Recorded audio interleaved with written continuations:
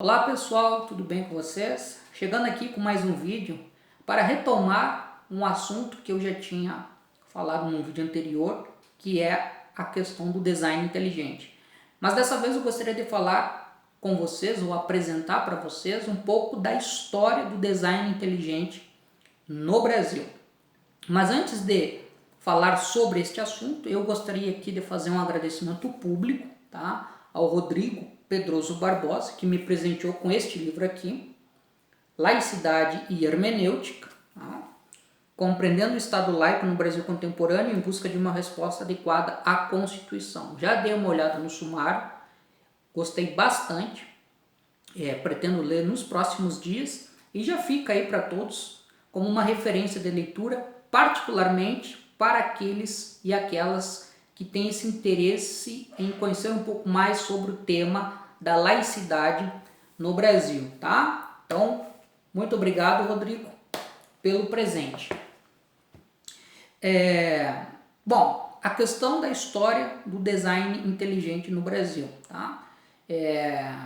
Dias atrás eu fiz um vídeo tratando do assunto em decorrência do fato de que aconteceu uma palestra aqui na Universidade Federal do Mato Grosso do Sul, que é a universidade onde eu trabalho, onde em um evento científico um dos palestrantes foi o Marcos Eberlin, que é um defensor e divulgador do design inteligente, uma teoria que nos círculos científicos sérios não a consideram como teoria científica, mas a consideram como uma pseudociência. Então, vou falar um pouco sobre isso, pensando a questão do caso do Brasil. E claro, né, já deixando o convite a todos e a todas, quem ainda não é inscrito no canal, que se inscreva, né, tem um botão de inscrever-se abaixo do vídeo, também tem uma marca d'água em vermelho aqui, né, no canto inferior do vídeo, é gratuito e com isso vocês ajudam a fazer com que o conteúdo desse canal tenha um maior alcance. Bom, a questão do design inteligente. Eu também já tinha comentado isso num vídeo anterior.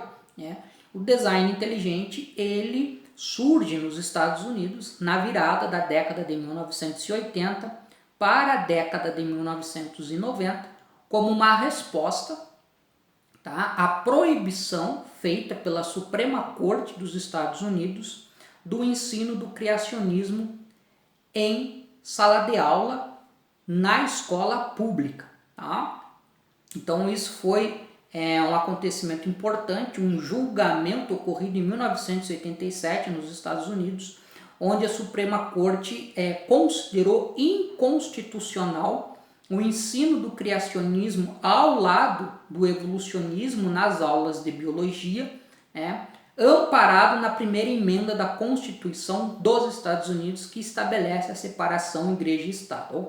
Ou seja, o ensino do criacionismo a partir de uma vertente religiosa específica, proveniente do livro da Bíblia, significaria na prática privilegiar uma crença religiosa em sala de aula em detrimento de outras. Então isso acabava sendo uma forma de fragilizar a laicidade do Estado. Então o ensino do criacionismo foi proibido nos Estados Unidos. E a partir daí, os adeptos das ideias criacionistas, eles procuraram encontrar alternativas para continuar defendendo essa bandeira e continuar tentando com que ela fosse ensinada no ensino público ao lado da teoria da evolução ou até mesmo como uma substituição à teoria da evolução. Tá? Então o criacionismo ele só para esclarecer, o criacionismo nós poderíamos dizer que é uma versão mais antiga, tá, do design inteligente e que se propunha a apresentar uma interpretação sobre a origem da vida baseada explicitamente no livro da Bíblia. Tá? Então essa era a questão do criacionismo que vem na história dos Estados Unidos desde o início do século XX, talvez até mesmo antes nós podemos encontrar esse aspecto. Tá? Uma vez que o criacionismo ele ficou muito vinculado a essa ideia de ser uma crença religiosa, tá? Ou uma maneira religiosa de interpretar a origem da vida, e de se propor como uma visão religiosa em alternativa ao evolucionismo. Então, a partir do momento em que há essa proibição, né, que é a declaração de inconstitucionalidade do ensino do criacionismo na escola pública, os adeptos do criacionismo, eles partem para uma outra perspectiva, que é a chamada de design inteligente. O design inteligente, ele procura oferecer uma alternativa teoricamente científica à teoria da evolução como forma de explicação sobre a origem da vida na Terra. Tá? Então nós temos essa característica.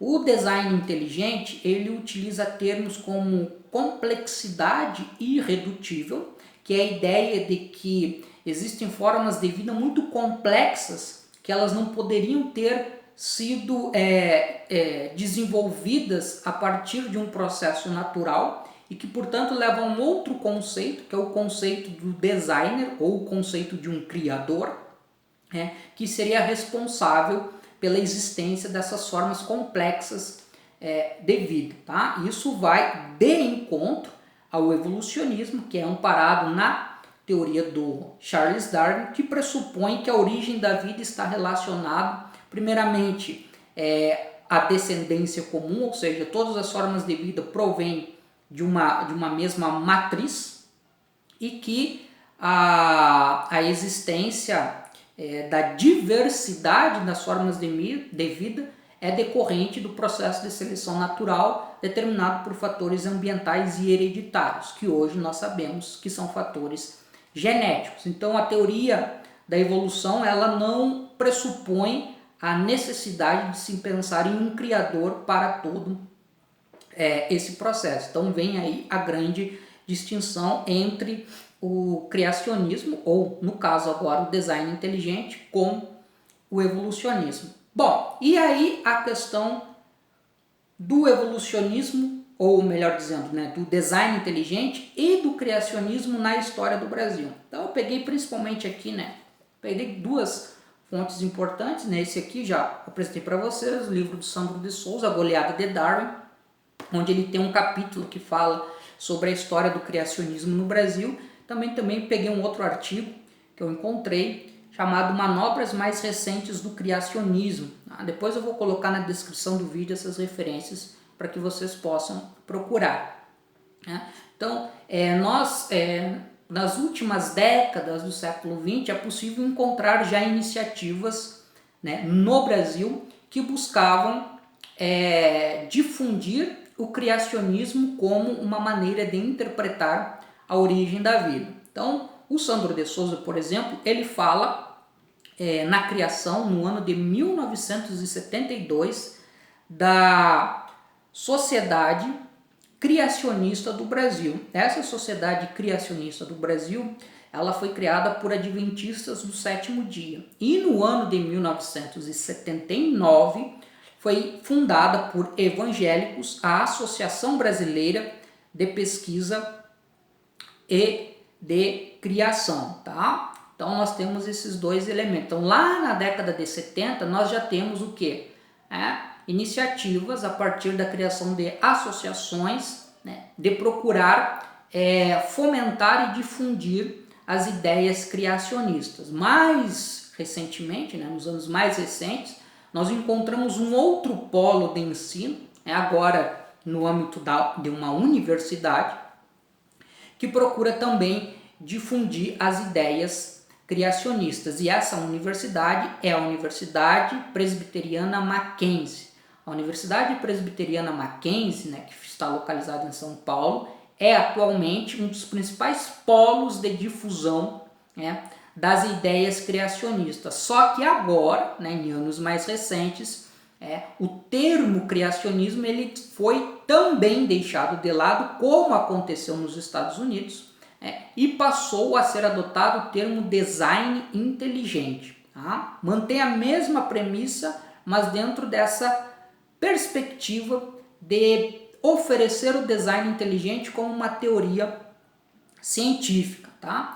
Na Universidade Mackenzie foi criado um núcleo de pesquisas sobre ciência, fé e sociedade, em parceria com o Discovery Institute, que é responsável pela difusão do criacionismo, do design inteligente nos Estados Unidos. Tá? E também, só a título de informação, o atual ministro da Educação, o Milton Ribeiro, que é um pastor presbiteriano, ele é alguém que tem a sua atuação profissional vinculado à Universidade Mackenzie.